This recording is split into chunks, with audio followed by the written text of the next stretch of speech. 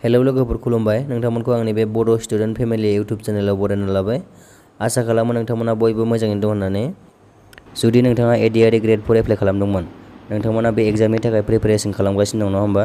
थ' नोंथांमोना एडमिट कार्डखौ माला मोनगोन नेगासिनो दङ नङा होमबा? थ' आंनाव फंबाय आरो बिनानावमोना सोंगासिनो दंमोन थ' ADRE ग्रेड 4 नि एडमिट कार्डखौ माला मोनगोन। थ' दा फाइनालि नोंथांमोननि थाखाय मोजां खबर, एडमिट कार्डखौ जोंहा डाउनलड खालामनो हासिगोन। एडमिट कार्ड डाउनलड खालामनायनि डेट आरो टाइमखौ होबाय। नोंथांमोना बे भिडिअखौ जोबजासिम नायलांबानो जाबाय, आं खोन्थालांगासिनो दङ। आंनिफ्राय मोनसे गुरै खावलायनाय, नोंथांमोना दासिमबो बड' स्टुडेन्ट फेमिलि इउटुब चेनेलखौ साबस्क्राइब खालामाखैब्ला अन्नानै साबस्क्राइब खालामना होदो। नोंथांमोना बे आंनि चेनेलनि गेजेरजों स्कलारशिप आपडेट, जब आपडेट्स आरो इडुकेसनेल आपडेट्स भिडिअ मोनबाय थागोन। जोंहा दिनैनि भिडिअआ जागोन जाय बिथांमोना ADRE क्लास 10 पास आरो क्लास 8 पास ग्रेड 4 लेभेलनि एग्जाम लिरगोन, बिथांमोना एडमिट कार्डखौ डाउनलड खालामनो हासिगोन। जोंहा अफिसियेल नटिस ओंखारबाय। जोंहाथ' एग्जामा 27 अक्ट'बराव जागोन नालाय, नोंथांमोना नटिसखौ नायदो, आं फारि फारि खोन्थालांगासिनो दङ। दायो जोंहा अफिसियेल नटिसखौ नायनोसै। अफिसियेल नटिसखौ नायनो थाखाय जोंहा डाउनलड खालामनानै आं नोंथांमोननो खोन्थानोसै। जोंहा अफिसियेल वेबसाइटआव थांनोसै, सेबा लिरना सार्च खालामदो। नोंथांमोनाबो नोंथांमोननि मबाइलनि मोनसे ब्राउजाराव थांनानै डाउनलड खालामनानै नायनो हागोन। दायो सेबा लिरनानै सार्च खालामना मोनबाय, सेकेन्डारि इडुकेसन अफ आसाम, बेयाव थांदो। बेयाव थांनायनि उनाव जोंहा नैबे सेकेन्ड नाम्बाराव नुदोंना, जोंहा ग्रेड 4 नि एग्जाम जागोन नालाय 27 अक्ट'बरावहाय, नैबे थुदो सेकेन्डआवहाय। बेयाव थुनायनि उनावहाय नैबेयाव डाउनलड लिंकआव थुदो। बेयाव थुनानै नै आं डाउनलड खालामखादों नालाय, आंहा डाउनलड एगेन खोन्थादों। नोंथांमोना नायलांबाय थाबानो जाबाय। नै अफिसियेल नटिफिकेसना बेनो, जोंहा 5 अक्ट'बराव ओंखारदोंमोन। जोंहा बेयो एडमिट कार्ड डाउनलड खालामनायनि अफिसियेल नटिफिकेसन। थ' जोंहा बे नटिसआ 5 अक्ट'बरावनो ओंखारदोंमोन। नोंथांमोना एडमिट कार्डखौ डाउनलड खालामनो थाखाय मोननै लिंक होनाय दङ। नैबे सेबा बर्ड, मोनसे आसाम गभनि। मोननैनि गेजेराव जिखुनु मोनसेयाव नोंसोर डाउनलड खालामहैनो हागोन। जोंहा एडमिट कार्डखौ डाउनलड खालामनो थाखाय जोंहा 15 अक्ट'बरावहाय लिंक मोनसे अपेन खालामगोन। एक्टिभ जाबानो डाउनलड खालामनो हागोन। लिंकआ जोंहा 11:30 AM आव एक्टिभ जागोन, 11:30 फुंनि। 15 अक्ट'बर खालि आरो नोंथांमोना बेखौ डाउनलड खालामनो थाखाय जोंहा एप्लिकेसन आइडि आरो पासवर्ड नांगोन। नोंथांमोना बै एप्लाइ खालामनाय समावहाय जे एप्लिकेसन नाम्बार आरो पासवर्ड मोनदोंमोन नङा होमबा? बे एप्लिकेसनखौ नोंथांमोना बावबायब्ला नोंथांमोना जेबो सिन्था खालामनांगौ गैया। नोंथांमोना सिगां एप्लाइ खालामनायाव होनाय मबाइल नाम्बार आरो नोंथांनि डेट अफ बार्थखौ होनानै फरवार्ड खालामफिननो हागोन। फरवार्ड खालामोबा नोंथांनि रेजिस्टार मबाइल नाम्बारावहाय एप्लिकेसन नाम्बार आरो पासवर्डआ फैगोन। बेजोंनो लगइन खालामनानै नोंथांमोना एडमिट कार्डखौ मोननो हागोन।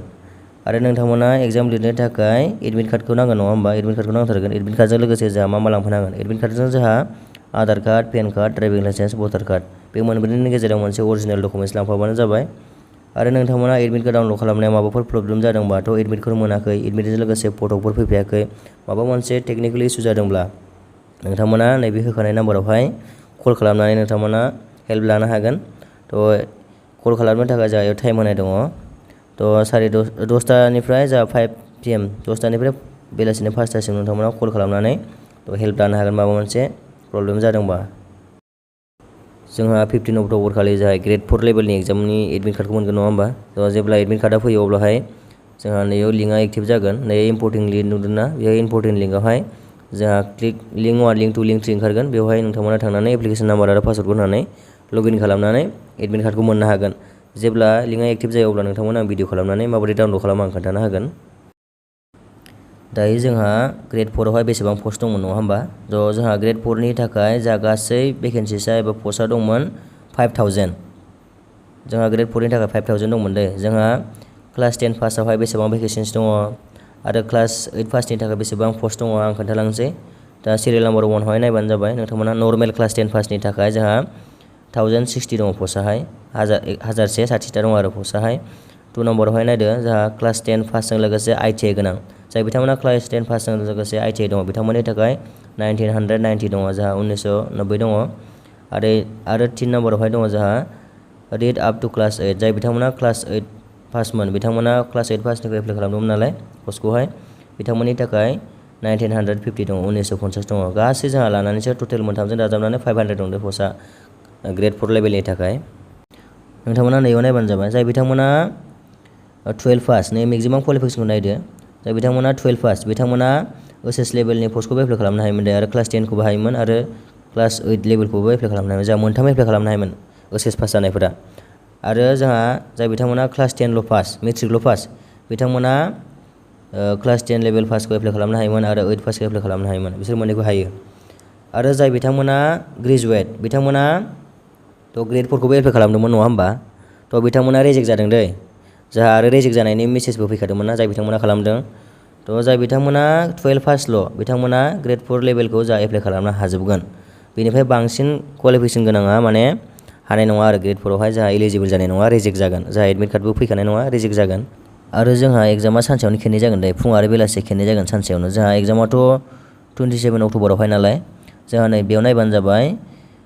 पेपार 1आवहाय दङ जोंहा मा गोलैयो, पेपार 1आवहाय जोंहा नर्मेल क्लास 10 पास आरो जोंहा दङ क्लास 10 पासजों जोंहा जाय बिथांमोना ITI पास दं बिथांमोननि थाखाय जोंहा फुंनि 9 AM निफ्राय 11:30 AM सिम जागोन, फुंनि 9टानिफ्राय 11:30सिम जागोन आरो एग्जामाहाय 27 अक्ट'बर खालि।